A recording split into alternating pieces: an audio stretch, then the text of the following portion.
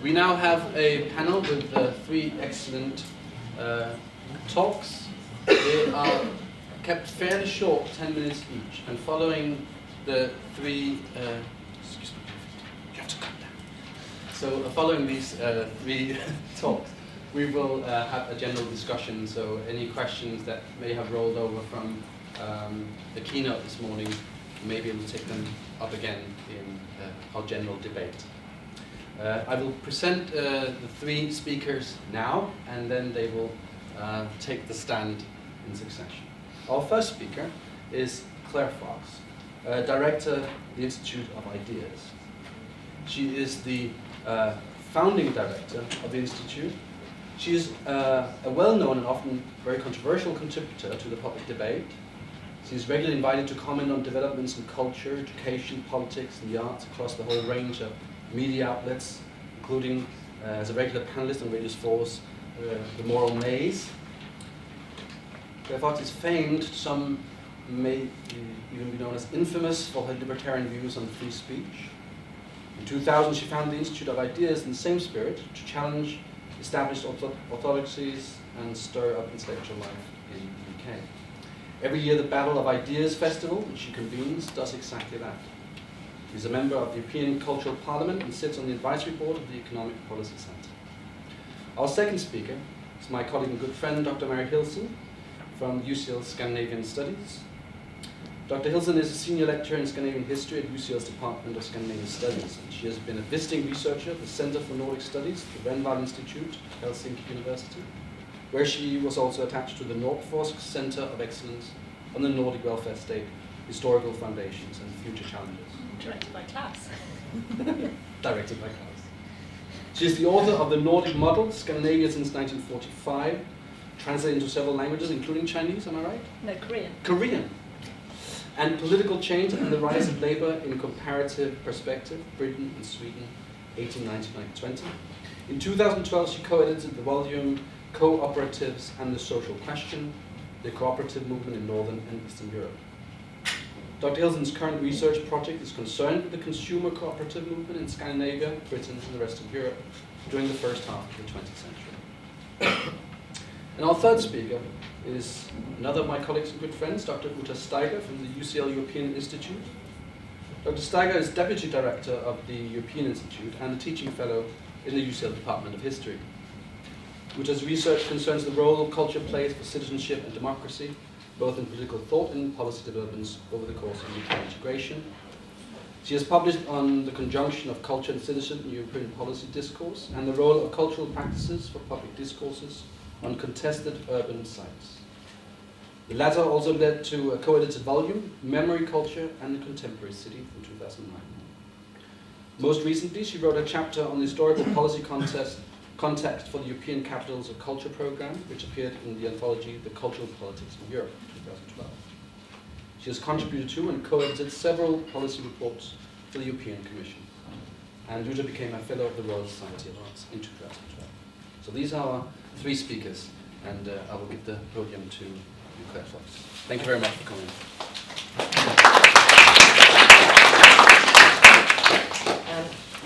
First of all, thank you for the invitation, and the issue of social trust is absolutely key today, so that was one of the reasons why I accepted the invitation. I'm not an expert academic in Scandinavia or indeed on the welfare state, but I do feel very strongly about aspects of this debate, which I'll share with you. So firstly, to note that I'm one of the people that Klaus has already referred to, who believes that the welfare state is crowding out and undermining civil society and informal and social bonds. But that's not because I don't like paying taxes. It's not because I'm an advocate against welfare statism per se, or that I particularly want to endorse the contemporary cuts that are going on in welfare provision. But actually, my concern is that welfarism, as it's presently constituted, is sapping the morale and itself undermining trust in society. So, to make a distinction, the welfare state in the United Kingdom at least that we have today is very different to as it was originally conceived. It bears little semblance to its original conception. It was a safety net in times of dire need that allowed people to get back on their feet, to become independent again, to no longer need to be dependent on the state. It was a macro system for organising society, hospitals, schools, social insurance, and in many ways it had an arm's length quality to it. But today, welfarism, as embodied in the welfare state, but I think its tentacles have spread more broadly, is no longer a macro project, but has in fact become a vehicle for micromanaging individual behaviour. And today's new welfarism, I fear, tends to foster dependence, not independence, both material and moral, on the state and its agencies, and it unpicks the autonomy and agency of individuals. It nurtures generations who it tells to look to the state as its role model, rather than to depend on each other, to its neighbours, to its family, or its own initiative. In fact, one of the more chilling things I heard this morning was that notion of the state and society being interchangeable. That might be true linguistically, but I fear if it's understood politically that way, because I would suggest that the state is not society, and society, or civil society at least, is something we should guard against excessive state intervention. So I'm concerned that an increasingly interventionist welfare state is actively creating a climate of mistrust. I thought I'd turn the telescope round and not ask whether the welfare state creates social trust, but how it is undermining trust between citizens. And rather than asking if or why citizens trust politicians, welfare agencies or state, ask why it is that the state shows such distrust for ordinary people and actually deems us incapable of running our own lives, making lifestyle choices without the intervention of some welfare apparatchik. One alarming aspect of today's welfare state's advertising, it seems to me, is an often bleak account of the public as helpless victims or vulnerable clients, or distrustful threats to helpless victims or vulnerable clients. We're told that we all need state protection from other abusive citizens, and that has led to a default position of distrust and an officious over-regulation of interpersonal relations and informal community action. Just to give an example, most recently the Deputy Prime Minister, Clegg, the Lib Dem Deputy Prime Minister, declared in a kind of a big fuss that he was introducing universal infant free school meals. From September, every school in the UK will have to deliver all pupils in reception years or years 1 and 2 a free hot school dinner. Now that sounds pretty uncontroversial, if not generous, and what's not to like about it? Except when you look at the justifications for this move, which I think tell a tale about the modern welfare state. You see, it hasn't been introduced because children are hungry. This is not the same as when the Lib Dems in 1906 actually encouraged councils to provide meals for children because they lacked nutrition or were starving and literally unfit to go to school. No, if you look at the main justification for why free school meals are now going to be introduced, it's not about preventing children from being hungry. Instead of that, it's not a practical welfare policy at all, in fact. It ends up being a vehicle by which the state can express its distrust of parents rearing their own children. Because instead of those humble lunches, because those humble lunches are now all about saving children from their own and their parents' bad choices. Parental influence has been routinely demonised in the discussion about school dinners. The self-publicising millionaire reality TV chef, Jamie Oliver, Saint Jamie as he's otherwise known, can get away with calling parents in this country effing tossers and arseholes and being congratulated by all 3 major political parties for doing so. As a consequence of that, and it has now become routine, the packed lunches that children bring into school every day are routinely and officially checked to make sure that parents aren't breaching nutritional guidelines. And if they dare do so, there are notes sent home in children's lunch boxes, tut-tutting and telling the parents off. There's now a myriad of experts around every corner to help parents learn how to feed their own children, with state bodies intervening in the most intimate of these social relations. Homes are portrayed as sites of culinary abuse, a den of burgers and chips and crisps, with parents force-feeding their own children junk food. And as a consequence of that, which is not even a caricature of what's happening, I fear that parents are losing confidence in their own ability to rear their own children. How can they cope with feeding their children if they're in fact poisoning them, unless they have St. Jamie or or somebody like him to help them? And I think that this is a general pattern of the expansion of welfare intervention that most worries me. Now, it not only effectively scares parents about their own abilities, and I think undermines their autonomy, but it also sows the seeds of distrust, because it implies that there's only one correct version of parenting. And actually, can you imagine what it says to children who have been reprimanded by teachers, their own parents reprimanded by teachers, who in front of the children are told, we do not trust you to look after your own kids. I think that then creates intergenerational distrust. Or take the terrible story, which some of you may have read over the weekend, although it happened last year, which was that Milton Keynes Council, its social services, removed an elderly 81-year-old woman with severe dementia from her home. The thing that was striking about this story was they actually watched and waited until her son had left the home, and then they went in, removed the woman while her son was out, and held her for 19 days without telling her son where she was. They'd actually put her into a care home secretively. And of course it was because they thought that she was being abused. However, subsequently, there's been a police investigation in which the council have admitted there was actually no evidence, just suspicion. And now social services have profusely apologised, which seems little consolation. But the problem for me is that this is not a one-off case. State suspicion of citizens abusing the vulnerable seems to be quite widespread. Over recent years, for example, in relation to elderly care, the state has insisted on criminal record checks on anyone who offers, quote, care and compassion to elderly people, because elderly people are now routinely defined as vulnerable adults. Anyone who offers to help is asked to prove that they are not seeking, quote, to take advantage of their position of trust. The truth is that it isn't a position of trust if you're subjected to myriad procedures built on suspicion before you can actually help an elderly person. And this very thing is in fact destroying many voluntary organisations. There are councils now who demand that even elderly people volunteering to phone other elderly people for a chat so they're not lonely are vetted and CRB checked. And volunteers who drive the elderly to the shops are now told to work in twos in case one of them does anything untoward.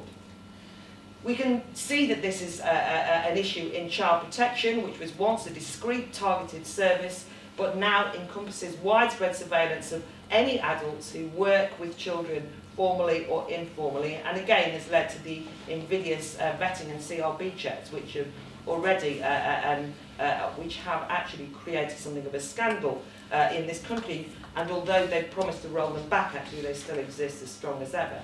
But it does mean that any adult who offers to coach a local football team, or any parent who offers to help out at the disco, or any students in their undergraduates who volunteer to help at a youth club but with teenagers, all of those are treated as objects of suspicion, as potential child abusers, unless they are licensed by the state. The consequences of this are that Hillary Clinton's It Takes a Village has become absolutely impossible in the United Kingdom, because if you see a child wandering around the streets on their own, I can tell you now, no adult in their right mind intervenes to check if they're okay, because you would be frightened of how that would be interpreted. And there are many examples and instances where that's happened. It leads to a fractured intergenerational relations where children and adults eye each other up suspiciously. The Scottish Government has decided that every child in Scotland must be allocated a state-employed, quote, named person who is responsible for the child's well-being.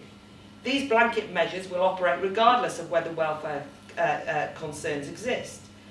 How can this do anything other than to undermine parental rights and confidence and create dependency and stir up fears and distrust about parents who, for example, might object to such a measure? So I'm suggesting that there's a whole range of welfareist interventions that are having a destructive impact and actually engender and create a distrustful atmosphere.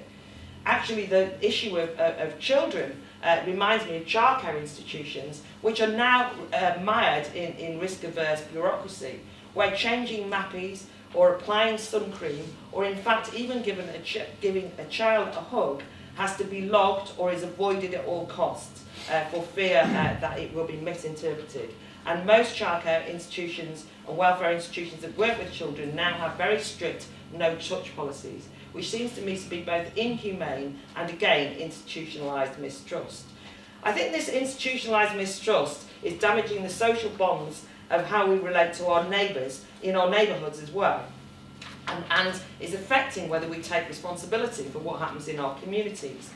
So to take another example, if you look at the issue of antisocial behaviour, this was actually promoted as a welfare issue by social workers in the past, that in poor areas antisocial behaviour was more prevalent. And as a consequence, a whole swathe of bureaucratic measures were introduced to help the poor fight off antisocial behaviour. But what has it led to? Now, if your neighbour is playing loud music or having a party, you do not knock on the door and deal with this directly. You're encouraged to phone, as they have in my area, the noise abatement officer. We now have a situation where if there is a problem with youth behaving badly, maybe kicking the football or swearing or just generally being out of order, we are told not to approach them directly, explicitly do not intervene. And what we should do, and this is what I got through my door last week, was keep records of the times and descriptions. For example, 3 youth in hoodies on corner at 9:20 p.m. This encourages institutionalised snitching, but it's also demoralising, and it means that we lose confidence to act on our own initiatives. As a consequence, adults are beginning to lack any influence over society and over the young people's conduct in society. They lack authority because they've actually handed over authority to the state from society. And so consequently, young people are growing up in a society where there is no restraint on their behaviour and where adults avoid making eye contact with any young people and mind their own business and keep out of the way. One of the most shocking aspects of the UK riots in 2011 was how little the rioters cared about their own communities. They literally trashed their own streets, nihilistically showing disregard for their neighbours, their neighbourhoods, their local area. But it was also shocking how few adults, and this includes the police, intervened to stop those rampaging youth. The exceptions, ironically, were members of the Turkish and Asian community who did actually feel less held back and actually had some sense of community left, something maybe worth discussing. But the main thing was that society has become so fragmented and distrustful as a consequence of welfare intervention that young people have become accustomed to a life unrestrained by adult intervention, whatever about state intervention. So to conclude, cooperation, community, social trust and responsibility are the very fabric of the way that we as a society should want to live. However, it's not an elite top-down project, and it is distinct from the state. And the state are actually damaging all of those things. They have to be informal. We have to be given freedom in order to thrive. In the whole debate, the word freedom is rarely used, but it is one which is essential to create a concept of a citizen that is dynamic, self-determining, able to act independently and make their own judgments about a good life. The present welfare model undermines such individuals and their freedom, and I'm prepared to allow distrustful, fearful, vulnerable models to thrive to justify the expansion and their own existence. I actually would say that the welfare state should roll back massively, and that doesn't mean that I think that people should starve. It simply means that I think people should be allowed to be free. Thank you very much.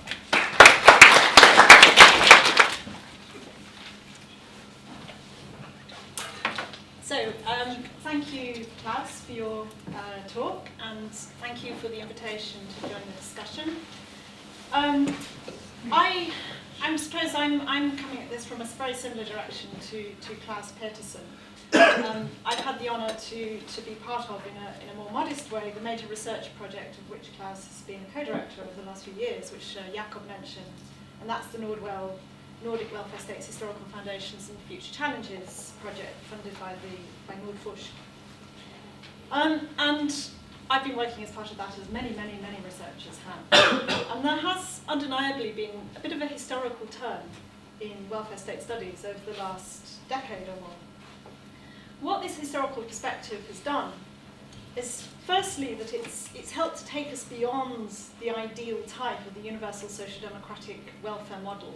So the idea that we can actually, I mean, I think, you know, what Claire presented is one view of the welfare state, that there should just be one view of the welfare state. It shows us that the welfare state is actually rather a diverse institution, may take many different forms. And in Scandinavia in particular, show it in all its variety and complexity. Somebody mentioned earlier that the Nordic region isn't one. Of course, there are many important differences. And it also demonstrates the dynamism of the Nordic, or indeed of any other welfare model. This process of renegotiation, of restructuring that Klaus referred to is not a new process, but one which has been going on continuously. The Nordic welfare states are, to some extent, products of deep historical continuities, but they're also that of moments of contingency. They're shaped by political decisions and by the constellation of events, and they're never static. They're constantly evolving. We can't talk about the welfare state, in other words. And a period of crisis, such as the one we've recently experienced, inevitably promotes a more deeply felt need for introspection and the search for new ideas. Klaus mentioned the relatively benign impact of the crisis in the Nordic countries. And what was striking, actually, in your table was that even Icelanders seem to be reporting comparatively high levels of well-being. We know what happened to Iceland in the autumn of 2008, so that's quite remarkable. And this has led to these countries being widely cited as models, not only by The Economist, actually very like the situation in the 1930s, when the world really first discovered the idea of the Scandinavian model. Perhaps one reason for this is the relatively lesser impact of the crisis is simply that it wasn't as traumatic as an earlier one in the early 1990s, at least in Sweden and Finland, not so much in Denmark or Norway. And another difference is that whereas the early 1990s saw signs of rhetorical abandonment of the idea of the Nordic model, there were no Economist references to supermodels in the mid-90s saying, now it's back with a vengeance. Klaus, you mentioned your scepticism about the possibilities for policy transfer, but I think it's undeniable that there's a very high level of trust, at least in this country, for any new idea that can be linked to the Nordic countries. If it comes from Sweden, it must be a good thing, and therefore we should do it. And we see that on both sides of the political spectrum. That's been a very, very interesting development recently. This isn't just, it was often a left, more associated with the left, but that's not the case anymore. Here, for example, is the Times journalist Ian Birrell commenting on David Cameron's Nordic-Baltic summit in January 2011, quote, "There used to be an unwritten law in the Labour Party that if a policy came from Sweden, it had to be good. Today, in a weird reversal, a similar belief is spreading across the coalition. After all, as both parties know, if a policy is marked made in Sweden, it is much easier to sell, since everyone is a little bit dazzled by the Nordic nirvana." And we've seen that in the debate on free schools, is perhaps one of the best examples recently. At the same time, these are, of course, very political visions. Politicians have always found in the Nordic region what they wanted to find, not always with any particular link to what was actually there. And there's always a degree of schadenfreude when things turn out to be not like that. Phew, they're not so perfect after all. Thus, the eugenic sterilisation scandal, which Klaus refers to, was reported widely in the British media in the late 1990s. Perhaps the recent coda to that, the revelation that the Swedish police had maintained a secret database of individuals with Roma ethnicity, even though in most cases none had links with criminality, has been much less widely reported. And actually, just last week, the official inquiry found that the police were indeed at fault and agreed to pay compensation of 5,000 Swedish krona to each person affected. That's about £500. And not surprisingly, there's been quite outrage at this rather paltry sum, and also the lack of a formal apology.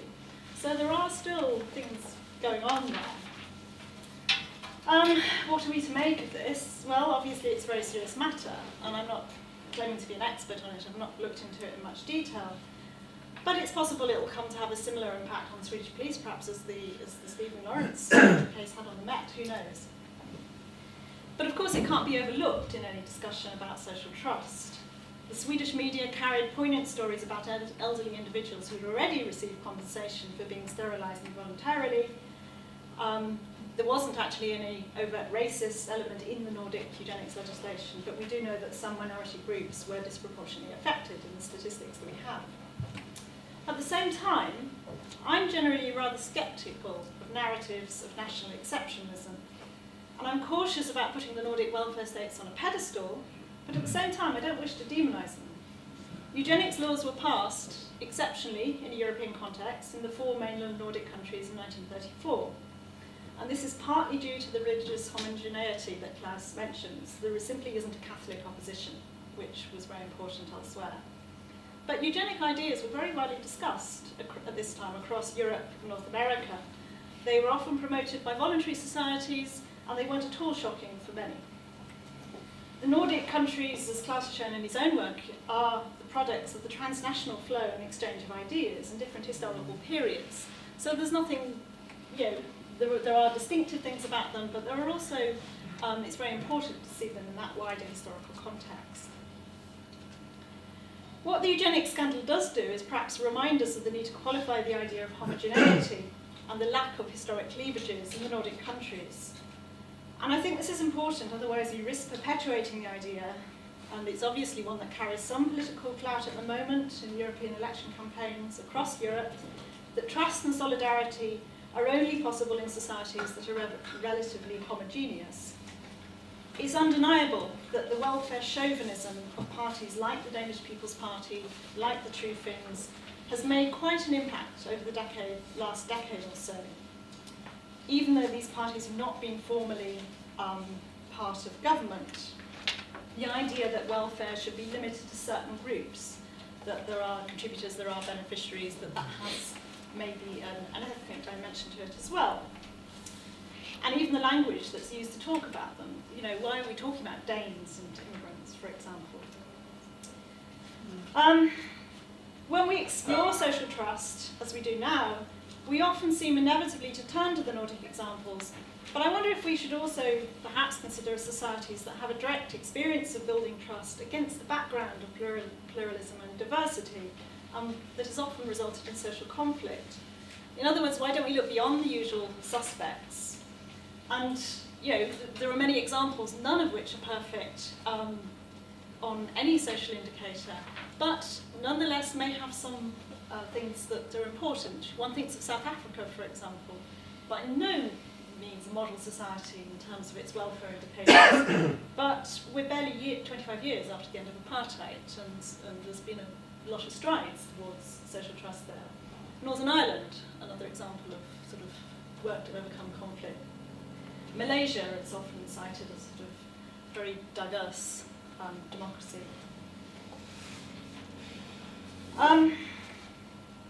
What the eugenics issue also did was bring attention to the issue of knowledge and who owns it, as Klaus also referred to it in his talk.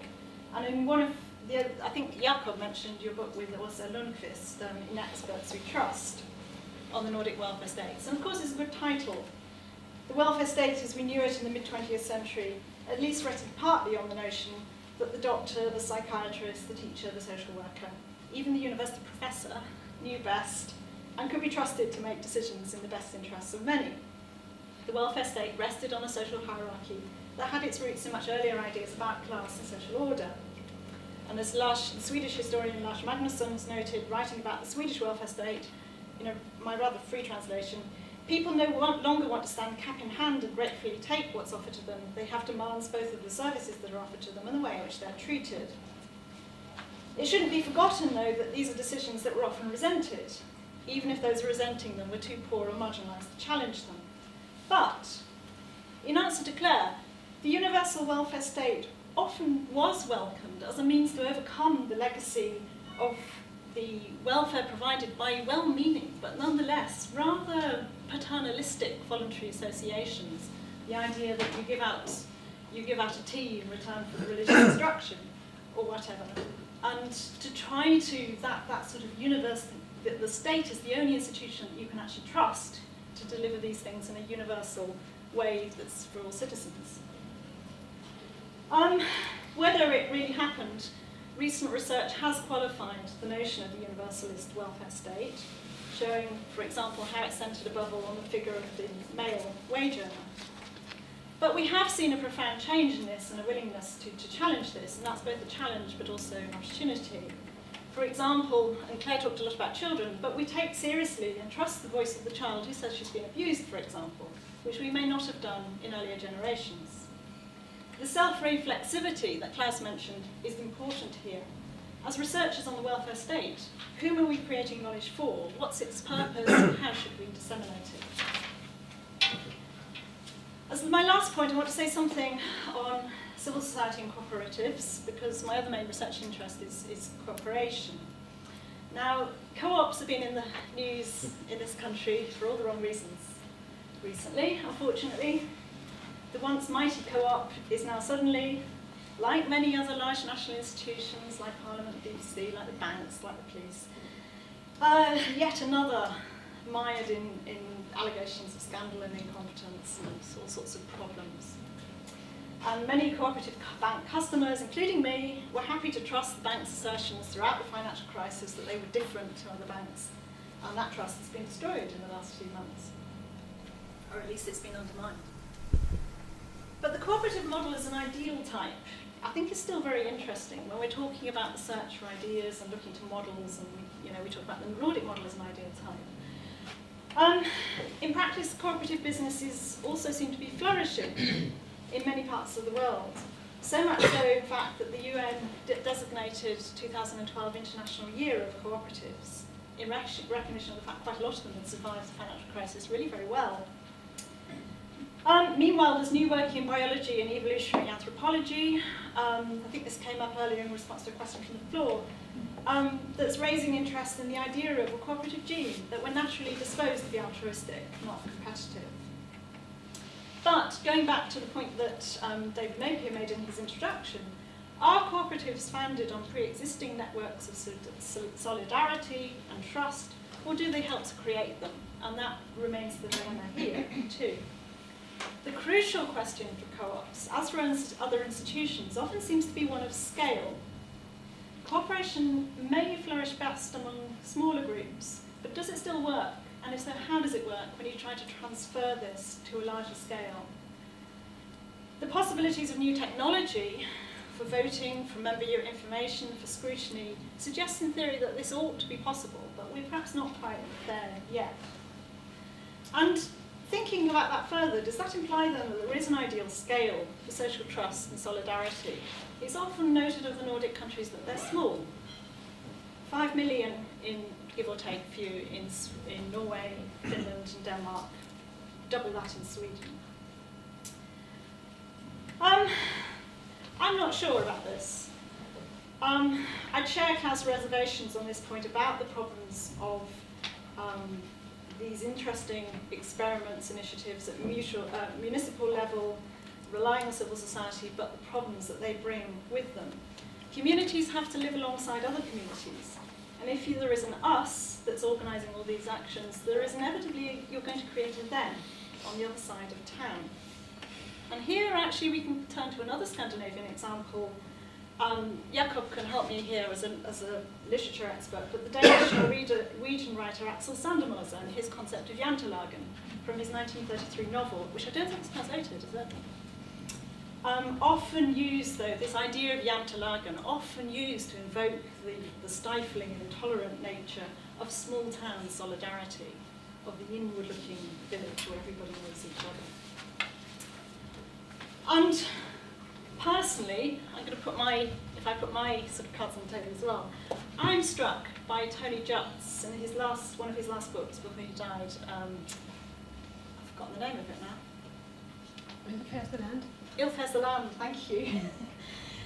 powerful defence of the national social democratic welfare state. It may not be perfect, and we need to acknowledge its imperfections and its problems, but it may remain one of the best institutions we have, which has the sufficient authority to deliver a universal levels of welfare. What we might want to debate is where we locate the centres of that state power, and that's happening now in the United Kingdom in very interesting ways, and we'll see what happens in September. That's not a sort of a yes plug, by the way. I'm neutral in that debate. I don't have a vote.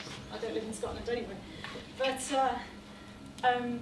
you know, that debate I think is interesting. But I perhaps hold on to the idea of the state to some extent.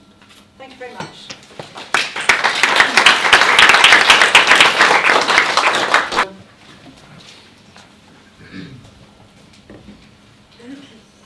I will take you on a bit of a tangent, I'm afraid. I think what the subject of the conference itself shows, and I think everybody here has touched on so far, is that we do judge trust essential in many, in perhaps all of public cooperation to one extent or another. In the time that I've allotted, I want to take you on something of a detour, I would say, into intellectual history of some sort, to rethink this concept which so enthralls us. You could ask why such ruminations in a conference on 21st century social trust. So on the one hand, obviously, to try and just differentiate a little bit the social, political, cultural specificities of the emergence of the term, and on the other, because of the rather modest ambition, I think. So I don't pretend to be answering the question how to generate social trust, but perhaps want to offer some sort of lateral thinking, if you like, throwing out some questions. So what is trust, obviously? I think we're all more or less aware of the classic social science definitions of the term. Trust is a premise of the future behavior of others, of acts that haven't even been committed yet, but might need to be reckoned with.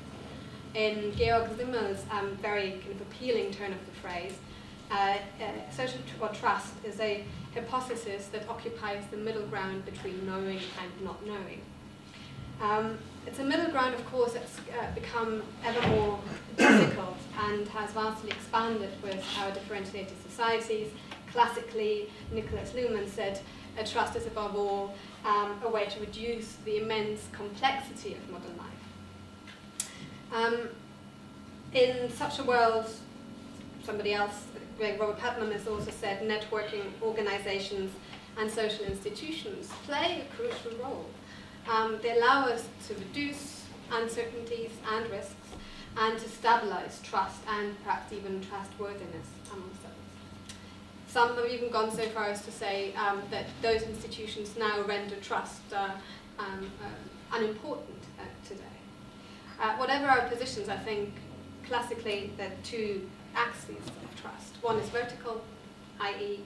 our trust to local, national, supranational authorities, and the other is horizontal, that is between members of society as such. That's the classical. What I'm interested in today is to historicize and if you will, sort of unpack that idea just a tiny bit further. And in order to do so, I want to compare it to two other concepts that are, to some extent, I think, related. Specifically to those two horizontal vertical dimensions. The first is what's been called loyalty or fidelity in a more archaic term, and the second what's been called sympathy, fellow feeling, solidarity, or today more fashionably empathy. So as these terms show, I'm interested in trust less as a functional term and much more in a sort of an emotive feature, an emotional stance, shall we say, at the heart of politics. Whether that's a contradiction in terms, or whether that might sort of raise some pertinent questions about the way we conduct politics today is something I hope I have time to come back to at the end. As a German historian, Ute Frevert, she's just written quite a major book on the topic. And in her narrative, the idea of sort of social trust proper emerges really in the mid-18th century.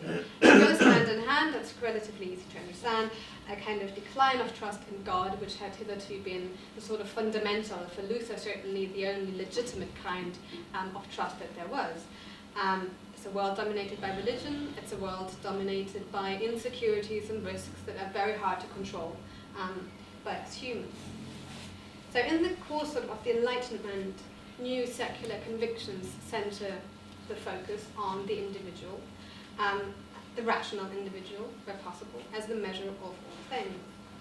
Trust then enters the social vocabulary, or so this historian argues, in the area of interpersonal relationships, economics, bridging classes, trade, hierarchies.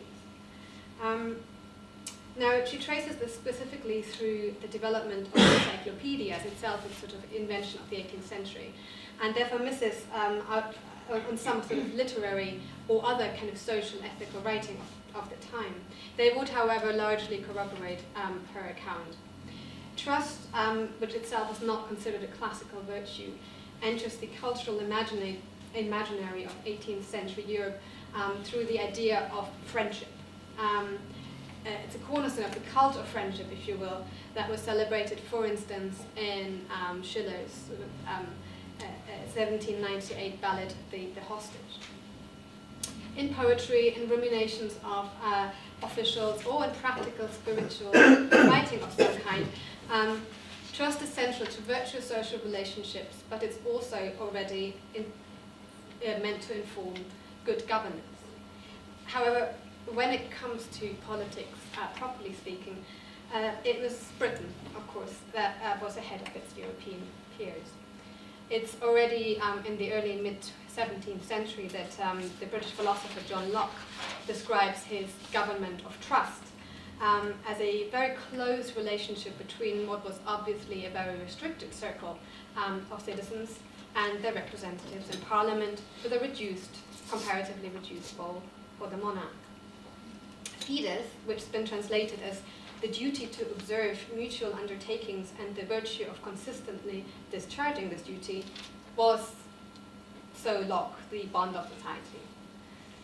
By the time then the Ancien Regime ended on the continent itself, and trust began to slowly enter the political vocabulary with those new constitutions being written, with some political power being devolved to citizens.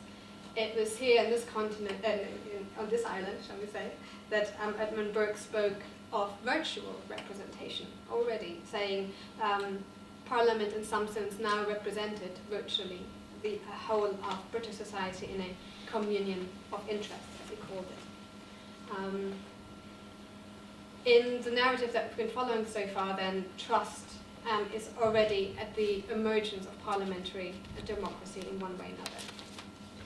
What's, however, particularly interesting, I think, and that sort of links back to our discussions here, is just how it relates or differentiates from the idea of fidelity. Fidelity characterized the vertical bond between subject and monarch. Trust may have appeared in some of those texts and those homages to the absolute monarch, but they're kind of formulaic remnants. They're not, they're really sort of displaying that there was a lack of credible alternative, as it were. For fidelity is the unmitigated loyalty, the absolute obedience to an absolutist reign. It was entirely irreversible, and it was decidedly one-sided, subject, monarch. It was also propped up, as scholars of the more literary and social writing I've been drawing on previously said, on a sort of ceaseless warning of just how fickle and fragile human relationships were. So you have that sort of double bind between trusting conventional authority, not trusting your fellow human. In the 18th century kind of cult of friendship that sort of tried to break with that principle of interpersonal distrust, even though in politics it would take quite longer. It's that trust which tries to, it's that development which tries to break with that principle. When then trust reaches the political sphere, if you like, it is immediately tied up with distrust. Authorities may gradually devolve authority or power to the citizens, who, by the way, also reclaim it, say, do trust us, we are now to be trusted. But neither side really fully trusts the other to live up to expectations. And I think what Claire's described, therefore, is something that's really been there from the very beginning. Do we trust our authorities to do what we want them to? Do they trust us to perform our capacity as citizens in our sense? Today, we really do understand it in terms of social solidarity, cohesion, community, empathy. But for David Hume, it was, and I quote, to enter into the sentiments of others. For Adam Smith, the economist, it was a fellow feeling that arose out of an act of imagination. You needed to be able to imagine yourself in somebody else's place. Such sentiments, when that was the whole idea, are necessary to bond citizens and necessary to stabilize institutions after the feudal age. Not everybody subscribed to that. The German philosopher Kant rejected it as pathological and as unmanly to boot. But by the turn of the 20th century, political philosophers such as Dewey still invoked the idea, and I quote again, what we call society, state, and humanity are the realization of these permanent and universal relations of persons which are based upon active sympathy. So the trouble is, of course, how to extend that sympathy outwards beyond the local group, and that in some ways is what we're talking about here today. How do we generate those sentiments of sociability, which Rousseau thought were absolutely important to be a good citizen? For David Hume, and again that rings some very interesting, has some connotations for our discussions earlier, it depends on resemblance, on our resembling others in terms of manner, of country, of language, of class. More extravagantly, Rousseau and Auguste Comte thought that a civil, humanist religion, devoid of God but otherwise quite devoted, might do the job. And Comte, on his part, invented a detailed cult to what he called les grands êtres, the big being, which by all accounts went a little far. As the otherwise not unsympathetic John Stuart Mill said, this is where we approach the ludicrous side of the subject. To cut a long story short then, what political thought was developing was possibly a kind of two-pronged approach. And that's one we can still understand today. Generating fellow feeling or solidarity via institutional reform, the extension of rights, leveling legal and political inequalities, institutional reform, and by transmitting a feeling of unity supported by institutions, specifically also education. And that's where I hope, and I'm probably running over a little bit, but that's where I hope we may be doing the link to today's discussions. As the historian Ute Frevert I've quoted earlier said, with references to the Third Reich already, the dividing line between fidelity and trust is a rather treacherous one. At the time, putatively invoking trust, indeed putting trust in leadership at the heart of its propaganda machine, the regime really effectively demanded and only ever accepted loyalty, unquestioning obedience. Similarly, today we might say that those in positions of power who most reclaim the concept of trust run, if anything, the risk of achieving the opposite, risking distrust. And I think you'll remember we're all in this together. As John Donne had it, for a belief to be consequentially advantageous is very far from its being true. Secondly, when it comes to generating trust, and this is my last point, political thinkers have always wondered about how to generate that sort of fellow feeling. We've already touched upon the difficulties of doing so through ritual, trying to rival the church, as it were. More worrying about the implications of Rousseau's model of civic love, who he intended to banish any dissenters from at all for being unsociable. So critical thought, individuality, critique, even grumbling in some ways did not have much of a place in that. And yet, even for today, for people thinking about the question today, education for a public imagination, for a sort of joint understanding, big society, it continues to be thrown around. And the question that we will need to do in some ways links back to what our keynote speaker said. How do we do this without undue control of the state? How do we do this without undue intervention, crowding out? I shall leave it at this. Thank you. Thank you very much.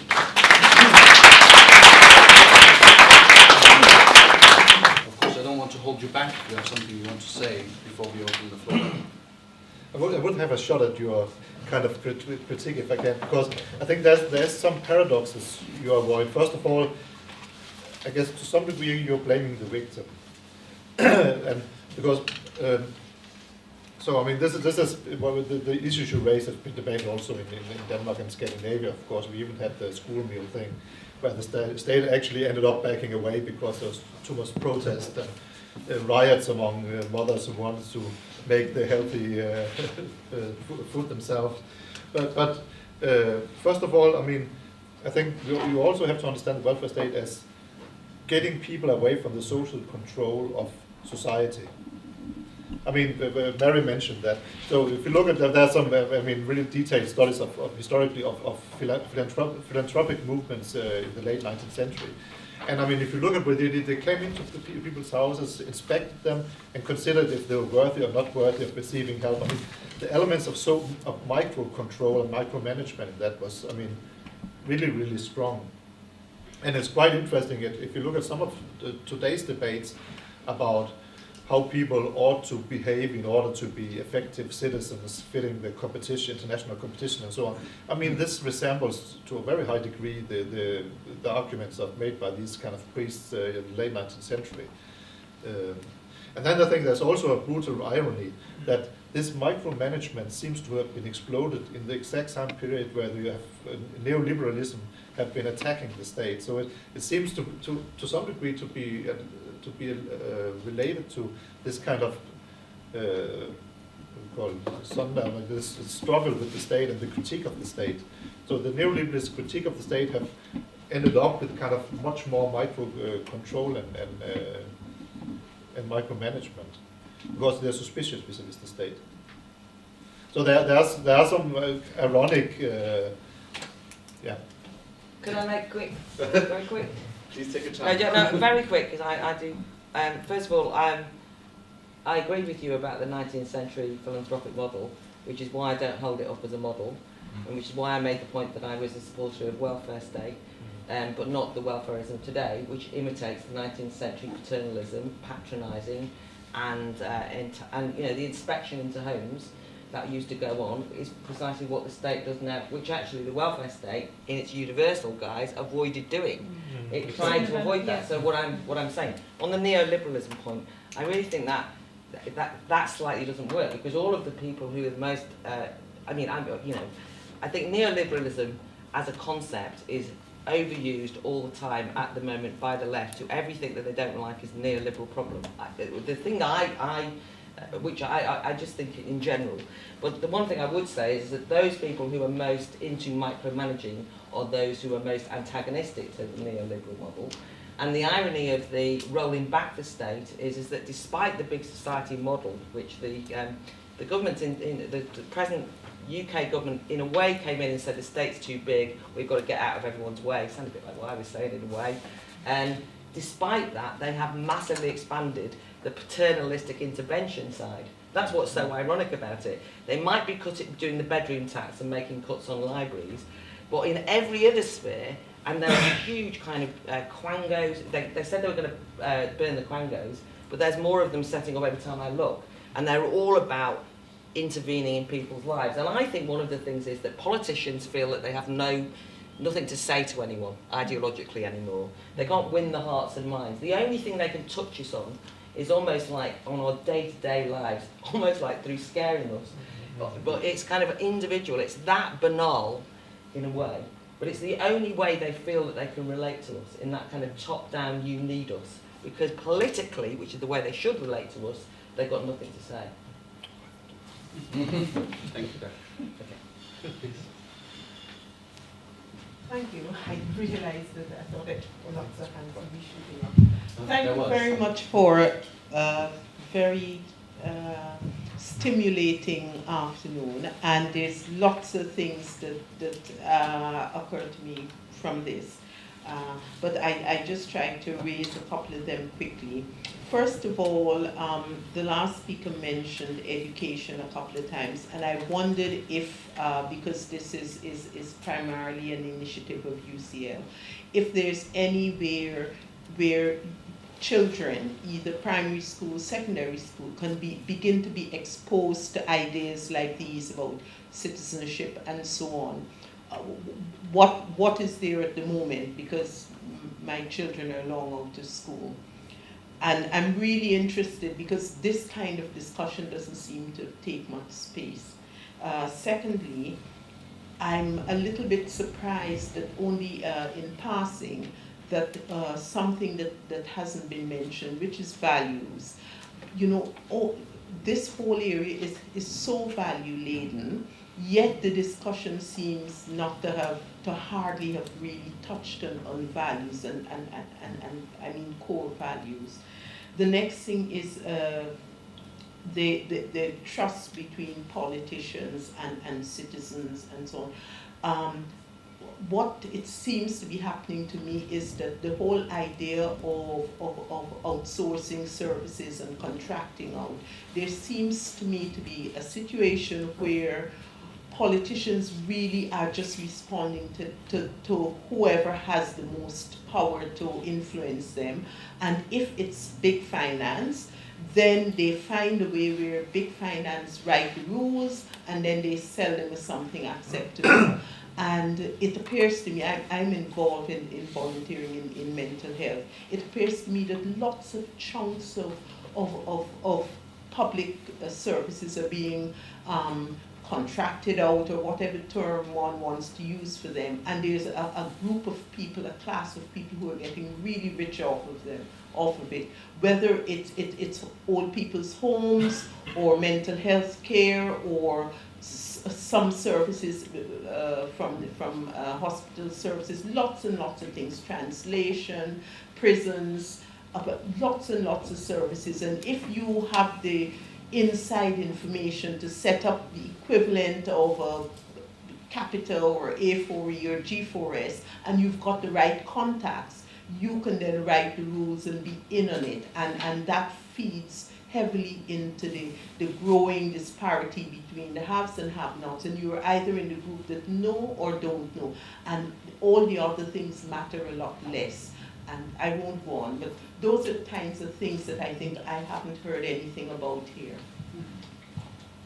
Maybe not directly, but I'm sure some of you have touched on some of these issues. Does any of you want to take up on mental health, education, disparities? That was Uta, please. I just want to briefly come back to you on the education point. I don't, to be honest, know about the situation here in the UK enough to be giving an answer, but maybe an example is that of a relatively recent political conflict in Spain, where religious education is still imparted by the Catholic Church, and they choose whoever imparts them in school. Clearly, this has always been not so well received by the Workers' Party, the main opposition, and so when they came to power last, they introduced what they called citizenship education. It sounds to us relatively unproblematic, but it caused a huge stir because it basically meant taking some of the value arguments, some of the moral arguments out of religious education, questions of homosexuality and homosexual marriage, questions of all kinds of moral questions which came up. So as soon as the Conservatives were back in power, citizen education was cut again. So all I'm saying with this as an illustration is just to what extent education programs, certainly in some countries, continue to follow certain political and wider moral ideologies that are bound. And I don't see them as particularly stable, but as very telling. Thank you, John. Claire, you have that. Just on the UK front, although you've raised lots of questions, but just to stick on that citizenship one. So citizenship education has more or less been sidelined by the present administration. I mean, I campaigned against it, so I'm not particularly worried. But the thing that they've replaced it with is PSHE, which is physical, what is it, PH? I've got about health and social education, personal social health education. The thing is that it kind of almost makes me feel sympathetic to bringing back religious education, because it's almost got nowhere to go. I mean, there is the problem with a lot of these areas is they are all more explicitly about moulding the correct citizen view than anything you could have imagined in my Catholic upbringing, which I rejected wholeheartedly.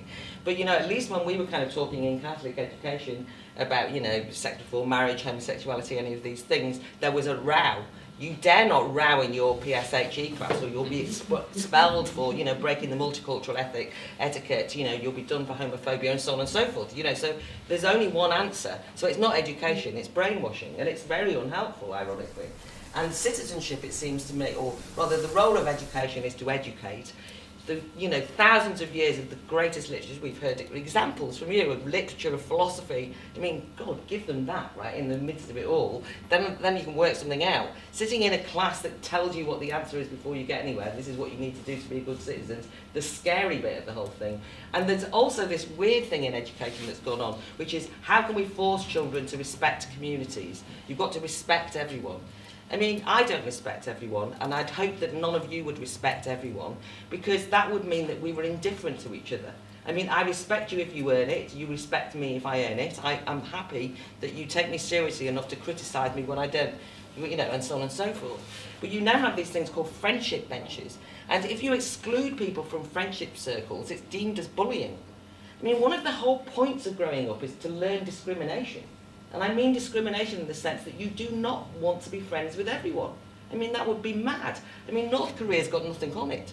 So I think we're actually muddling, when we sort of say, let's go into the schools and get everybody to sit around in circles and be happy and communal and collective, I think we can do some very serious damage and undermine the very thing we want to do. I mean, it's well-intentioned, of course, but dangerous in many ways.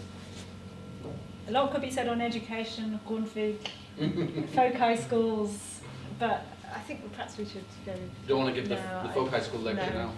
Maybe Klaus wants to. No, I was fair for that. It's just on your contracting out thing. I think actually what is probably most interesting is that the whole people's work relations seem to change. So you get a lot of people working on atypical contracts and precarious work and so on. And I think, I mean, if you look at this from a trust perspective, I mean, it totally changes people's kind of security work-wise. That you're always working on contracts that runs out at one point. And I think that the say political social consequence of that can be really, really huge. And that's related to the contracting out that thing. It's part of the same process. Thank you very much. We had a question here first. Oh, well, thank you. I was very grateful for the historical introduction, and I'd like to make a general point, which is that to make a crude comparison, we've moved over recent centuries from thick forms of trust to thin forms of trust, let's say. Whereas to cope with misfortune in life, we used to depend on people we knew well, relatives, friends, religious communities, and so on. Nowadays, we entrust important resources to organizations about which we know very little, like insurance companies, pension funds, the state. And one of the results of this has been that in order to fill the gap, we have bureaucrats, lawyers, and accountants who mediate, as it were, this trust relationship. And the result is that nowadays we have to make many of our social practices conform to what accountants, lawyers and bureaucrats would expect. So we get reports to write and boxes to tick and so on and so forth. And that, I think, is what leads to the grotesque pathologies which Claire talks about, is over-anxiety on the part of state officials, lawyers and bureaucrats to control every social process so that they have complete trust from the population. That obviously is an excess. We have to find a way, it seems to me, to partially re-embed trust in local communities.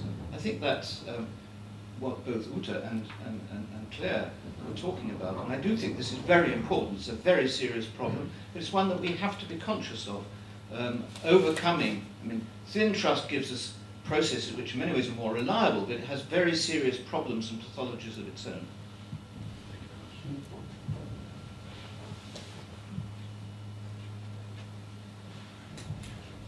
Hiya, my name is Dominic Hine of the University of Edinburgh. I think it's really interesting, and it touches on a number of the points here.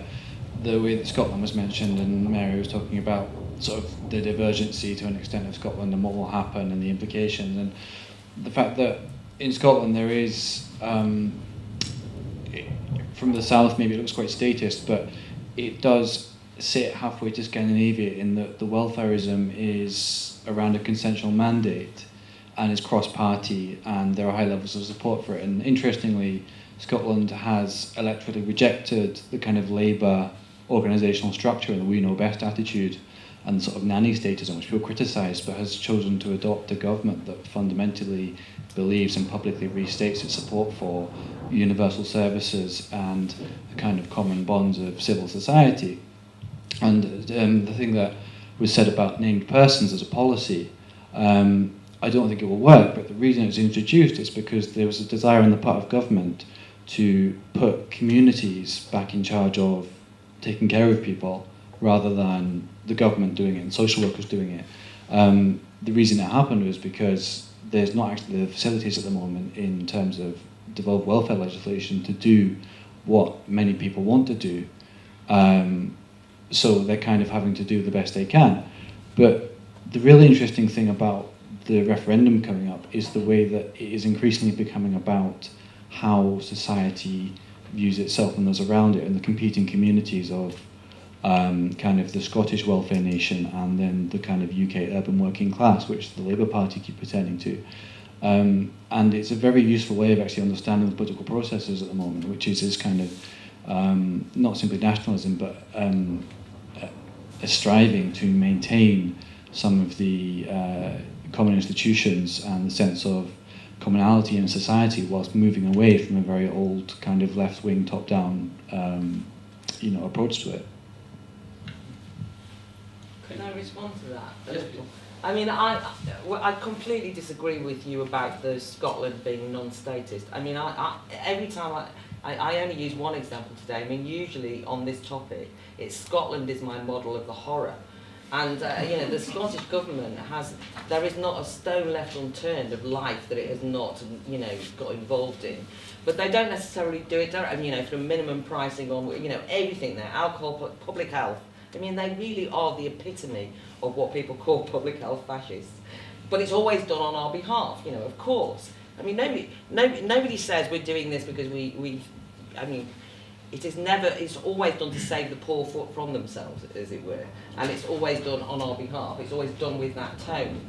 But it's perniciously illiberal and authoritarian at the moment in Scotland, which is scaring me. And that's why, so that's one thing. The other thing is just on the named persons, and this is one of the things that I suppose I wanted to ask you, but also which is a concern is, obviously I'm concerned about, thin social trust, all the things that we've said, but there is just this danger that we then try and come up with policies to engender trust. Whereas what we probably need to do is to trust people and roll back. Because my concern is that the big society made this problem. It basically made this mistake, which is it basically said, right, we want to encourage volunteers to go out, community activists to go out and to, you know, organise fates, and everyone's going to look after each other and all the rest of it. And then it said, so we're organising activist training days. I mean, that's what they literally said. And they then had a massive row internally about who would be the community activists they trust to lead the local community building exercises. And they organised all those kind of big breakfasts and big lunches. Everyone was out having parties, and you know, they went round and encouraged you to knock on your neighbours. The whole thing is counterproductive, because to have an official come and tell you to knock on your neighbour's door and to say to you, you need to get to know them. I mean, nobody wants to get to... I mean, I don't want to get to know my neighbour. That's not the problem. The problem is that the sense of neighbourliness has gone. I don't want to have forced friendship, though. So that's where I think that this named person thing is so dangerous, because it's actually another way of outsourcing. It's outsourcing your authority to someone else, but actually it is state intervention, because it's a named person that the state is approved of. And that is just the same thing, but just in a different guise. I can see. Thank you very much. Great. There were a question right in front there. Hi, my name is Jazz Rasul. I'm from the UK Values Alliance, and we're a national body looking to see how values can be brought more into society, not from a totalitarian kind of control kind of way, but just allow people to discover their own ways to engage values in education as well as in society. I just want to say it's very refreshing hearing you, Claire, talking about the things that you mentioned about the riots, and especially about young people. I'm from Tottenham, and it was in that area that the riots actually began. And afterwards, I did a lot of work with the police, with young people and the community and local schools on looking at how collaboration could be fostered, not from some high up authority, but between people naturally in an organic kind of way. And one of the things that came out from that I just want to ask the question particularly to Klaus about, was that these organisations, they were great at collaborating for themselves and with the community, but they were lousy at collaborating with one another. And I came back and gave a report and said, I coined a term and said that they're suffering from collaboration illiteracy. So obviously the solution to that is collaboration literacy, and it's actually more important than reading, writing, or arithmetic. If children can learn to collaborate, you know, within themselves and between themselves, then ultimately that has benefit for society. And I just want to ask you about something relating to that, Klaus, which was, you mentioned social capital, and obviously link that into social trust. But in the research I was doing, one of the things I found that was really important was social learning. And actually those three things, social trust, social capital, and social learning, they're intimately connected together into a trinity. If any one of those things fails, then usually it's the other two that are responsible.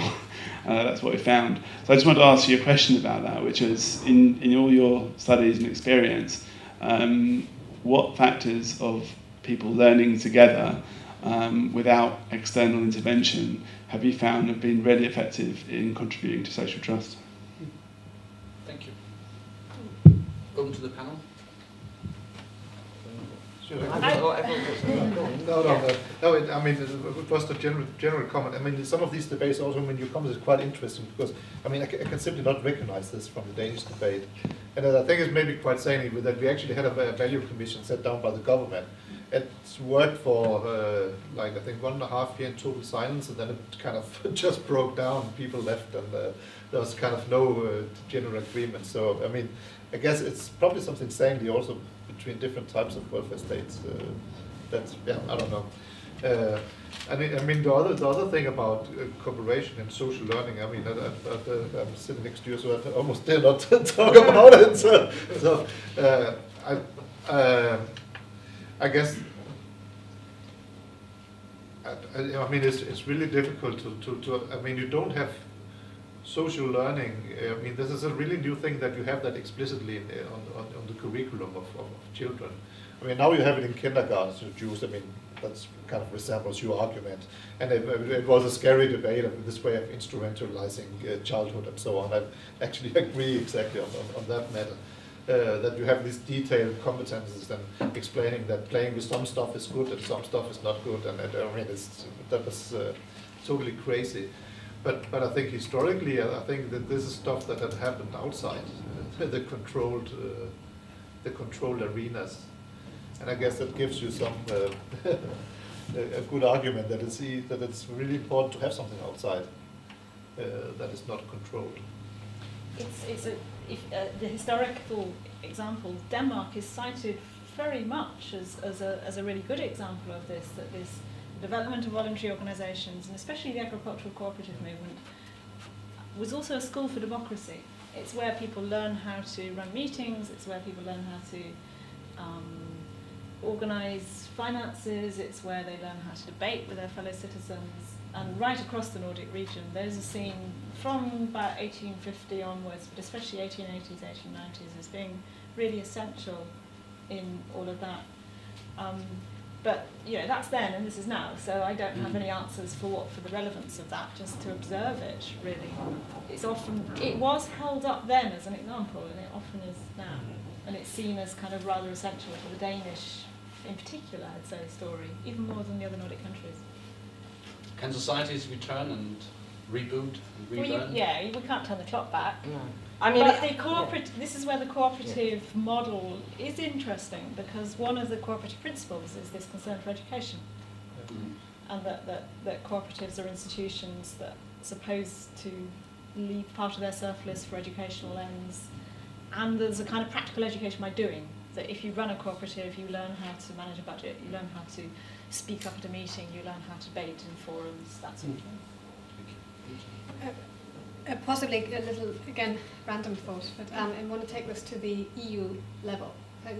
Not to do with what I talked about, but rather as a quite instructive example, citizenship discourse in Europe has been intimately related to the idea that we need some sort of legitimacy for community building beyond the state, if you like.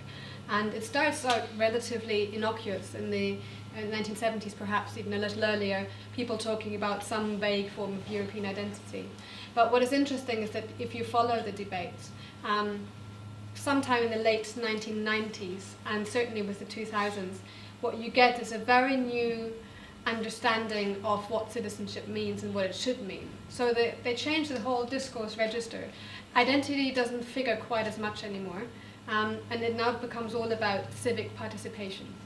Participation, people taking ownership of the new project. That's the new discourse. And I think what I find interesting with that sort of change is that it represents both, I think, a learning curve and at the same time a sort of testament to defeat, if you like. Learning curve in the sense that, yes, I do actually think that if we understand citizenship, us being involved in some active way in society as a good thing, as the cooperative models may have said, even as what Claire's been saying, and devolving authority, if you like, down to a different level. However, once again, you feel that it's the authority itself that feels the need to spell that out, and obviously to put funding programs in place to make it happen, etc., etc. So you have that double bind that we've also discussed with education. Is how do you foster something without diving into micromanagement? I mean, we can look at it another way. Because I think that, so think about how people have historically learned to organise. I mean, people say, learn to speak at meetings and so on. I mean, first of all, it was called politics, generally. It was trade unions. There was also, I mean, the kind of things which involved people, whether it was the salons, whether it was the trade unions. I mean, you were sitting around, and trade unions weren't all sitting around kind of organising strike action. I remember when I lived in Newcastle, they discovered an old trade union library, and they found it full of Voltaire, they found it full of all the philosophers. People learned to read in order to read those great tracts. And now we now think that the working class have got the attention span of a gnat, and kind of they're patronised downwards. But actually that's the history out of which self-organisation came, of all classes. I mean, I'm not making a particularly working class point there.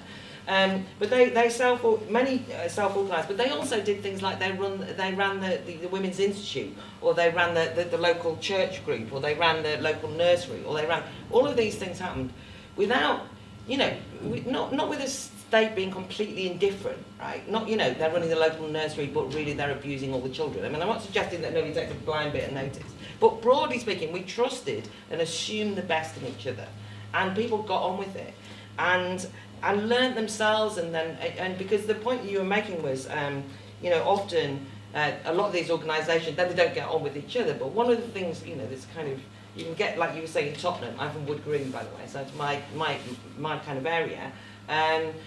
All these different groups will spring up, but they don't necessarily all harmoniously get along, right, at the moment. But I think that that's the messiness of life. And one of the things that we didn't talk about, which I thought was interesting in what your speech was about the voluntary sector. Because although the voluntary sector in the past, I don't want to talk about the 19th century one now, I just mean a range of different organisations that were voluntary, it was a distinct sphere in which peculiarly eccentric people sometimes worked. There was all sorts of passionate people I'd be in their bonnet about a particular mental illness issue that they thought was neglected, or about this or that. They ran organisations, they got on with it. They really have been taken over by the state, because the state has said in order to exist, first of all, they have given them money, but in order to exist, you've got to look like us, or you won't be professional. So lots of voluntary, that's why I was using the example of the CRB checks, which is a particularly gross example that's done so much damage. But you basically now cannot have an organisation that's voluntary unless you fit into, and then it becomes the same, kind of like clone-like behaviour. And in that sense, I think the diversity and messiness of life is what's lost. I then think in the midst of the mess, people work it out. But at the moment, what people are doing is they're competing with each other to get to the state's table and to get to money. It tends to be driven by an attention-seeking, I want you to listen to my point of view. But it's not an independence. It's not a leave me alone to get on with it. It's a, my victimhood is worse than yours. We've suffered more than that. We want you to give us more. And that's a real problem, it seems to me. Thank you very much. Just one short comment from Klaus, and we have to close off with, I have four now on the... I mean, I agree with you kind of this, that the financing structure somehow is similar to universities, basically. But I think historically, I think it's quite interesting to see that some of these philanthropic movements were actually front runners in professionalization. Oh, yeah. And so I mean it's a much more complicated picture historically. So I think there's a diversity. Some of them gets very big, very bureaucratic, very say organized and institutionalized, and others are more kind of on the wild side. I agree. So, yeah. Thank you, Klaus. I have three questions. Have I forgotten anybody? We're already you and you and you. Is that all right? That's fair. Okay. Lost in translation. Anyone who's worked with anarchists, working with migrants in Calais, knows that they, on the edge of the French and the Germanic world, let me put it that way, on that little town facing Dover, they face something called the délit de solidarité, which is almost untranslatable into English, but if you translate it literally, it means the misdemeanor of solidarity.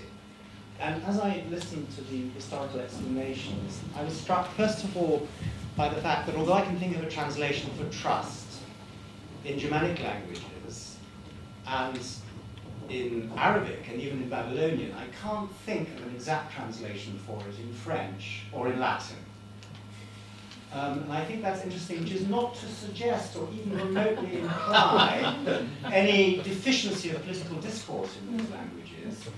But it strikes me that in order to refocus the debate, perhaps one should look at the subtler difference between liberty and freedom, which are two concepts that heavily overlap in Southern Europe and in Northern Europe. And I would say that conceptions of trust go far, far further back from the 18th century in the Germanic languages. And ask about the distinction between individual and collective, which is not necessarily to support Claire's visceral feeling that consensus threatens individual freedom. It's simply to question how those two thought worlds fit together. And I think part of the difficulty of English is that we, as the County of Kent, we take intellectual feeds from both these thought worlds and have done for over 1,000 years. And So our manner of discourse is adversative, adversarial, whether it's in the political process, in the court system, whether it's in whether the Conservative Party can ever govern Scotland. Because whenever they come to power, they're doing so without consent in a particular context. But it's a question really to stand a little bit outside that English-speaking tradition and ask whether we can learn from other approaches to consensus. That's good, thank you very much. Would you mind if I take the 3 questions we have here and then give it to the panel afterwards? Thank you. Thank you, it's been a really interesting afternoon. A couple of very, very quick questions. I just wondered how the panel felt the information revolution has contributed and eroded trust. I'm a director in a hospital, so some of the comments, I could talk all day about things around, say, public health and health inequalities and nanny state and whatever else, but one of the things that I would suggest has created trust but also eroded trust is that people now are their own doctors. And it slows down consultations and slows down the business of the hospital because people are able to, we have 2 million patient admissions a year, people are able to go online and find a theory of everything to justify whatever else, and they will come and challenge their healthcare professional. And there might be 2% of the time where that person individual is right, and we've innovated and we've created, and that's been fantastic, but then there have been other times where it just slows down consultations. And so I wonder how much having that much information has eroded a bit of trust, and that just won't just be within the health sphere. The other quick question is around the use of the internet in terms of creating connections. So I've got younger siblings, and they may not involve themselves in their kind of physical local community, but they're on blogs with people in all places around the world, with people with common interest, and they're building trust with those folk. But they've just decided themselves, I don't really have much in common with some of the people who live near to me, so I'm not get too involved in that really. So those are my 2 very good questions. Thank you. Okay, I actually want to say something to the 3 one, but I'll try to be as quick as possible. Very much like your question. I don't exactly know how to translate it into French either. Locke used the term fides as a Latin transcription. It doesn't quite overlap. Confiance, yeah, but then that's similar going towards confidence.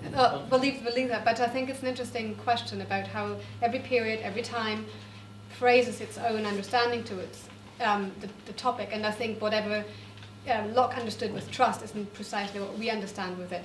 Incidentally, yes, trust obviously comes into the Germanic language well earlier. It just didn't relate to the sort of social trust or the political trust that I was trying to pull out there. When it comes to liberty versus freedom, I think the interesting point you're making is the difference between freedom from and freedom to. So are we allowed to do whatever we please, or are we have the right not to be infringed by the state? And I think there's somewhere in that middle ground is where I would probably clash with Claire, which actually leads me to the second point, is that while I harbour strong queries with regard to what education can do and the kind of instilling and possible pitfalls of certain educational programs, and there I'm possibly more sympathetic to Claire's argument when it comes to healthcare, for example. I'm a good old-fashioned German welfare state kid, and I think it's a fabulous thing that it exists, and it's important that it maintains its standards and is as accessible as possible. And there I think the trust people place in online information is both good and bad. I think on the one hand it may bring lists down, on the other hand you may people get them auto-medicate themselves in a way that may not be helpful in the end. And maybe just a final point, I'm sure this exists in New York, I'm sure it exists in the UK. My child's at nursery and boy do they hug. I don't think we need to be quite as dramatic, and certainly here where there's a good hugging policy. You should try it. Good British huggers. Very quickly on semantics and translation. Just an observation, I don't know if this is relevant or not. Swedish, the trust we're talking about is adli to pour somebody is to trust them. But you also have this other word, which I guess is a false friend in the language teachers, but trusta, which is, I don't know if it's the same in Danish, but it means comfort. You know, it's actually got quite a nice sort of, you know, if you trust someone, you put your arm around them when they're crying, you make them feel better, you help them. So there is a kind of semantics of this to be debated, I think, which would be quite interesting.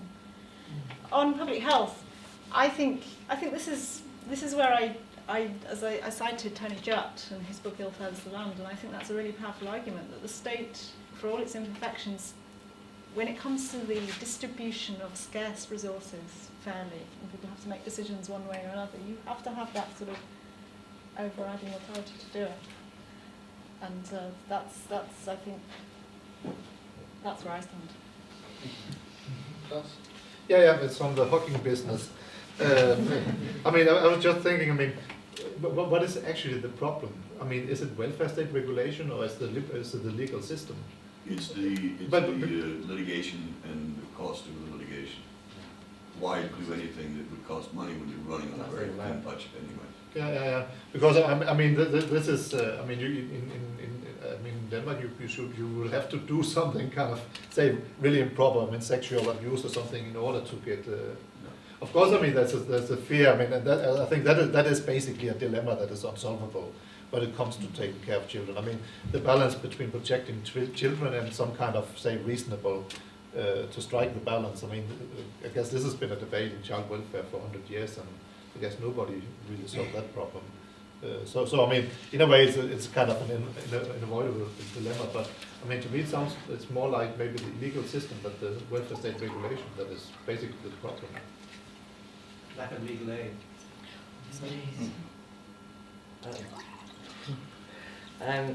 I have a lot of sympathy with you on the doctor's point. And this is quite tricky because it seems to contradict what I'm saying, but I actually do believe in the authority of figures around particular types of expertise. So I have little sympathy with, for example, those people who, because the same thing's happening in education, which is an area I'm more familiar with, which is, oh, the kids know everything now, you know, they only have to click on and they can find out. So we're no longer the sage on the stage, you know, we're the guide on the side, and they can. And you do think, oh, for goodness sake. I mean, it's a kind of an undermining your own authority. But with doctors, say, they can be their own worst enemies. But, you know, people do go in with their Google results. But it's also the case that these days you can't go to the doctor and say, what's wrong with me, without them saying, well, do you want us to, you know, would you like it? They're so risk averse, in other words. They're constantly trying to seek your opinion as to what they should do next because they need your permission. And that can be very infuriating. But the other side is on the public health side, which is, as you'll know, doctors have now been charged with a kind of moral intervention into people's lifestyle choices that they didn't used to have. So it's no longer the case that they're dealing with people who are sick, but they're going to give you a lecture regardless. I mean, you can go in with a bad knee, and you are inevitably going to be asked how many units you drink, you know, how much you smoke, what kind of food you eat, you're weighed, you're measured. I mean, it's ridiculous. And even on domestic violence, they've been told to look out for it. There's a whole range of areas where this happens. Also on child abuse and so on. They've been brought into this kind of report on people and so on. So there's a climate that's been created, which is my point, and that would lead me on to hugging. There's a climate that's been created in relation to by the welfare state, because there has been around the CRB checks around children, and best practice. It's called best practice in welfare, and it's used by everyone else about how you relate to children. And there's a lot of rules and regulations. I mean, you can't just run a nursery unless you conform to a range of things. So I'm not the only person saying this, by the way. You know, the NUT, all the teachers' unions have complained about it. Recently, musicians, teachers of music have had to sign up to no-touch policies to teach musical instruments because there's been some child abuse, and the schools are being taught how to do this by social services going in and saying you've got to do this. Just on the groups, the communities online, that was the only other thing I was going to say is, I love new technology for that, and the fact that, you know, people can kind of find, communities of interest, and, you know, kids can talk to kids in India and China and all the rest of it. But isn't it interesting that we become paranoid about it, and people say we can't let that happen because anyone could be grooming them, and maybe they're not kids. We need regulations and rules. And on the other hand, downside, the dark side of the internet is obviously things like Twitter storms, Twitter mobs. You know, that the kind of communities of interest can turn on people fairly quickly. And so it's not all a positive story. No time to go into the subtleties. Short comment from... Yeah, I mean, it's just like puzzling that in international comparative welfare state literature, the US and Britain are often labeled as the liberal welfare states, whereas the Scandinavian ones are considered some of the collectivist kind of big states, welfare states. But I mean, there seems to be more to the picture. But yeah. And it's only David now who keeps you from your drinks. I'm sorry we have run over time, so I'll let David have the last. Few quick comments here. Obviously, we all would like to get to that drink. I know I certainly would. I just want to make a couple of observations since we're moving now out of social welfare, and indeed we'll be talking tomorrow about health in the morning and then finance in the afternoon. And I think that it's interesting that we now have a core range of subjects that we're kind of migrating around, and perhaps we'll be able to hone in on a little bit better. But just a couple of very general observations. One of the things that really struck me as I listened to the discussion now was the fact that obviously we all need certain freedoms to find options that are real to us that we haven't thought of. But the problem with complete freedom is that while that messiness might work okay in Tottenham, there's certain places in the world where the consequences of it are intolerable and simply unacceptable. So the extent to which we allow ourselves to be affected by people beyond us, and particularly vague institutions, I think is one that needs to be considered seriously. But the fact is, and this is one of the observations that I think really stuck with me, is regardless of who we blame, whether we blame the state or we blame ourselves or we blame our communities, the fact is that people do feel increasingly less capable of affecting their destiny. And the problem with that is, of course, when people feel incapacitated or incapable, they either rebel, they go along, or they give up. And the problem with the second two of those, going along and giving up, is that it has a spiraling effect where you feel completely incapable of doing anything, and you're unwilling to take the risks that you otherwise might have taken if you felt that there was that safety net. And that word came up repeatedly in several of the presentations. So the final comment then is I wonder where we go for these safety nets if people don't actually trust the state, or they don't trust one another to actually cross those boundaries and understand sympathetically how they learn by collective activity. And that leads me just to one other simple observation that, Mary, you brought up at the end of your remarks, and that is the whole question of economies of scale. Are there, under those conditions where life is characterized by high levels of mistrust, however it's generated, are there actually things that we can learn about communities, whether they're cooperative in nature, or whether they're community-based, or whether they're individually based, that actually can provide other models for how we regenerate that sense of community? So that's all I'll say for observations. I want to thank our Jakob and our panelists and our keynote speaker Klaus and each of the respondents really in their own right gave us, I think, a really interesting talk. And I want to invite you to join us then, if you are available tomorrow, when we will at 9:30 have coffee and at 10 o'clock begin our first session on social trust as it relates to health, and then in the afternoon discuss the mistrust of the financial markets. And meanwhile, thank you all very much for coming.